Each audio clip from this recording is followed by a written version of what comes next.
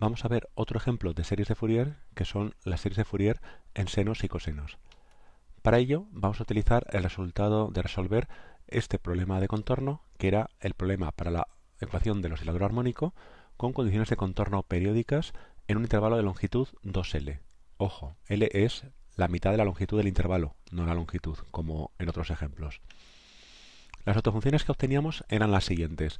En el caso del autovalor nulo, las autofunciones que obteníamos eran los múltiplos de la función unidad constante, es decir, las constantes. Y para autovalores positivos, lo que obteníamos eran combinaciones lineales de cosenos y senos de frecuencia npi partido por L. Utilizando el resultado anterior hacía referencia a la convergencia de series de Fourier, podríamos entonces escribir, utilizando estas autofunciones, para escribir una función f como suma de unos coeficientes por ese tipo de autofunciones, y aquí veis que hemos separado la autofunción x0, las autofunciones coseno y las autofunciones seno, para tener los términos separados. Y los coeficientes los obteníamos por proyección de la función f sobre las autofunciones por integración. Las condiciones para que esta serie exista y converja eran las siguientes. F tenía que ser una función de clase C1 a trozos, y entonces esta serie en T convergería a los siguientes valores. En los puntos interiores en los que la función fuera continua, la serie convergería al valor que nos da la propia función, f de t. Si es un punto interior y f es discontinua en dichos valores, tendríamos que la serie convergería a la media del límite por la izquierda y el límite por la derecha en dicho valor. No sabríamos lo que sucede en los extremos. Y por otro lado, se cumpliría la identidad de la energía, que nos permitiría expresar la energía de la función f como suma de los cuadrados de los coeficientes de la serie. Vamos a ver qué es lo que podemos sustituir aquí. Lo primero de todo es que en esta ecuación el coeficiente r, que es el que tendría que estar multiplicando a lambda, es la unidad, con lo cual lo sustituimos y tenemos expresiones un poco más sencillas. El intervalo ahora es el intervalo menos L, L, con lo cual sustituimos A igual a menos L y B igual a L. Pues comenzamos A igual a menos L y B es igual a L. Aparte, ¿qué cosa más tenemos? Tenemos los valores que nos dan x0 y xn. x0 es la unidad, con lo cual aquí podemos escribir la unidad directamente. Las funciones xn son los cosenos, que ya hemos sustituido, y las funciones xn tilde son los senos, que ya también hemos sustituido. Entonces ya tenemos expresiones para todos los coeficientes de la serie de Fourier, y lo único que tenemos que hacer es saber cuánto valen la norma de las autofunciones al cuadrado. Aparte, aquí tenemos funciones seno y coseno de periodo 2L. Por tanto, esto nos da una pista de lo que sucede en el único caso en el que no nos da información este teorema, que son en los extremos del intervalo, que son menos L y L. Como las funciones seno y coseno que tenemos aquí son periódicas de periodo 2L, el extremo del intervalo L y el extremo del intervalo menos L lo podemos considerar como cualquier otro punto interior. Por tanto, en los extremos convergerá a la media de los valores que la función toma en menos L y en L. Vamos a calcular ahora lo único que nos falta, que son las normas de las autofunciones al cuadrado. La norma al cuadrado es simplemente el producto escalar de una función por sí misma. Tendremos que realizar entonces este tipo de integrales. En nuestro caso, en el intervalo menos LL, el coeficiente r vale la unidad, entonces solamente tenemos que integrar en ese intervalo el cuadrado de la autofunción. Empecemos por las funciones xn, que son los cosenos. Para realizar este tipo de integrales, como ya sabemos, tenemos que utilizar el coseno del ángulo doble. Coseno al cuadrado es 1 más el coseno del ángulo doble, todo ello dividido por 2, y estas funciones ya son directamente integrables. La primitiva de 1 es t, la primitiva del coseno es el seno, y tenemos que sustituir los valores de los extremos. En L tendríamos L medios, Aquí tendríamos el seno en t igual a L, se cancelan estos términos y lo que tenemos aquí es el seno de 2pi por un número entero, que es 0, como ya sabemos. En menos L, ¿qué es lo que íbamos a obtener? En menos L lo que vamos a obtener es menos L medios, o sea, más L medios. Y ahora tendríamos menos el seno en menos L, que también se nos anula, con lo cual nos quedan L medios más L medios, L. Calculamos la norma al cuadrado de la autofunción x0.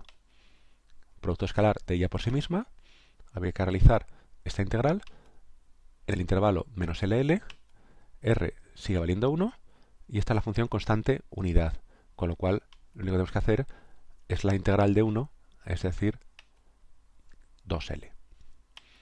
Vamos ahora con las autofunciones seno. El razonamiento va a ser idéntico al de las cosenos, con lo cual hacemos el producto escalar de esta función por sí misma, en el intervalo menos LL, con coeficiente R igual a la unidad, y tenemos que integrar la función seno cuadrado. Pues igual que antes, el seno cuadrado lo expresamos como un medio, la mitad de 1 menos el coseno del ángulo doble. Realizamos las primitivas y aquí que tenemos que esta integral, por el mismo razonamiento que antes, dado que estos términos nos contribuyen con 0, nos va a volver a dar L. Con lo cual vemos que las autofunciones para n positivo tienen norma L al cuadrado, mientras que la autofunción correspondiente al autovalor 0 tiene longitud al cuadrado 2L. Lo tenemos aquí reflejado. Y ahora ya podemos sustituir estos valores en el resultado que teníamos calculado con anterioridad. Sustituimos la norma al cuadrado de las autofunciones como L, la de x0 como 2L, y vemos que obtenemos coeficientes distintos. Entonces vamos a hacer un pequeño juego. Para conseguir que todas estas expresiones tengan los mismos coeficientes, vamos a multiplicar a 0 por 2, para que desaparezca este 2 y los denominadores sean los mismos en todas ellas. Si multiplicamos este coeficiente por 2, evidentemente habrá que dividir por 2 aquí para que la expresión sea correcta. ¿Qué hemos ganado con esto? Que la fórmula que nos sirve para calcular los coeficientes a sub n sea la misma que nos sirve para calcular el coeficiente a sub 0, porque simplemente cuando n valga 0, el coseno valdrá 1 y tendremos esta misma expresión. O sea que simplemente es por mera y simple comodidad. Aquí ya tenemos en la identidad de energía sustituidos estos coeficientes. Con esta nueva notación, pues quedarían de esta manera. Vamos a estudiar algunos casos interesantes de series para funciones que tengan una paridad definida. Recordemos que una función es par si su gráfica es simétrica respecto al eje vertical. Es decir, que si el valor en un número negativo es el mismo que el que toma el mismo valor positivo. Esto se suele decir, ya digo, que simplemente es expresar que la gráfica es simétrica respecto al eje vertical. ¿Qué sucede cuando integramos una función par? Pues lo que vemos es que la integral en los negativos es la misma que en los positivos, porque las áreas son iguales. Por lo tanto, podemos calcular simplemente la integral en los positivos y multiplicar por 2. En cambio, si la función g es impar, es decir, que si el valor que toma en un número negativo es el menos valor que toma en el correspondiente positivo.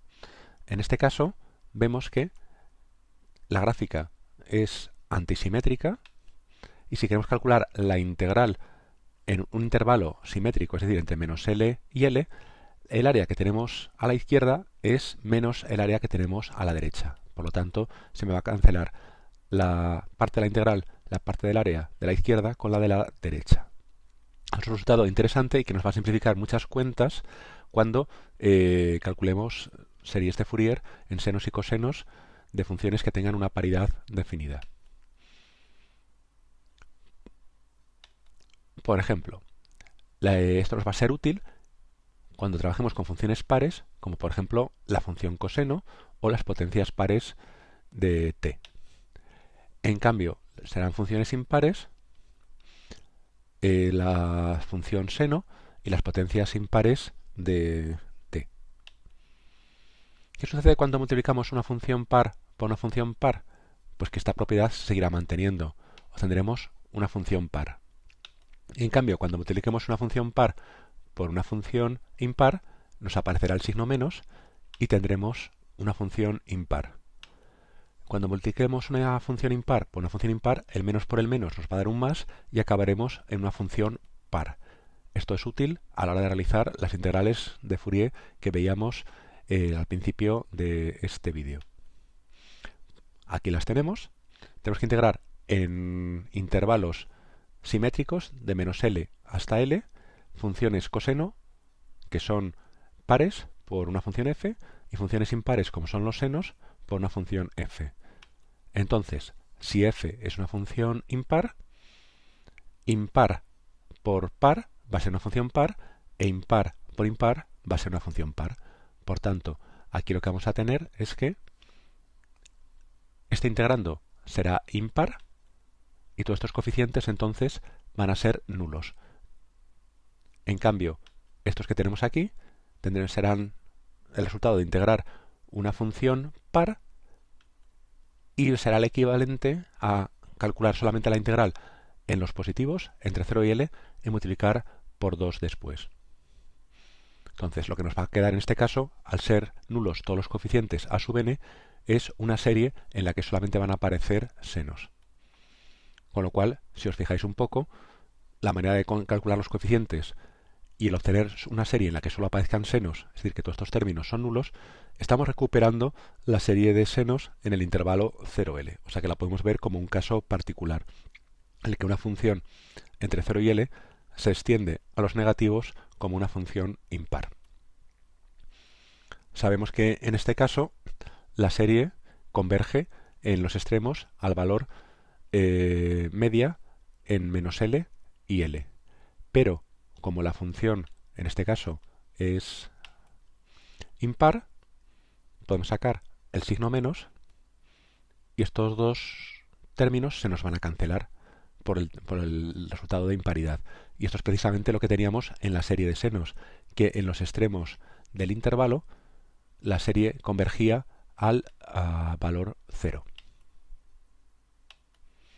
Ahora vamos con series de funciones pares. Pues que tenemos aquí integral de una función par, integral de una función par por una función par, es decir, par, y aquí tenemos integral de una función par por una función impar, que es el seno. Es decir, tenemos la integral de una función impar en un intervalo simétrico, entonces, en este caso, todos estos coeficientes van a ser nulos. En cambio, estos de aquí no van a ser nulos en general, pero al tratarse de integrales de funciones pares en intervalos simétricos, podemos calcular la integral en los positivos y multiplicar por 2, por el argumento que utilizábamos con anterioridad.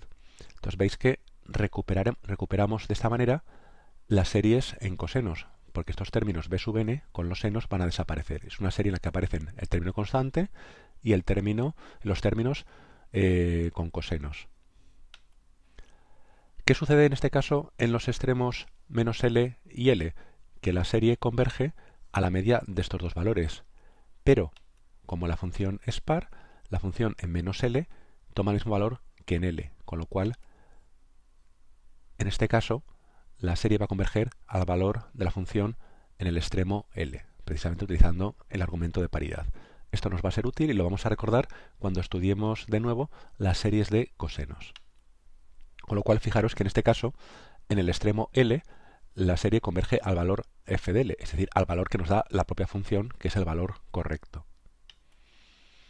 Ahora, os dejo como ejercicio que utilicéis estos resultados anteriores para calcular el desarrollo de Fourier de la función t, la función lineal, en serie de senos y cosenos en el intervalo menos pi, pi.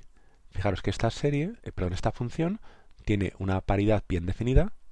Ya sabéis que es una función impar, con lo cual tendréis que calcular bastantes menos integrales de las que podemos pensar de antemano. Y también os pregunto que estudiéis la convergencia de la serie de Fourier de esta función en el intervalo menos pi y pi. que ya sabéis que lo podéis estudiar sin necesidad de calcular los coeficientes del desarrollo en serie de Fourier.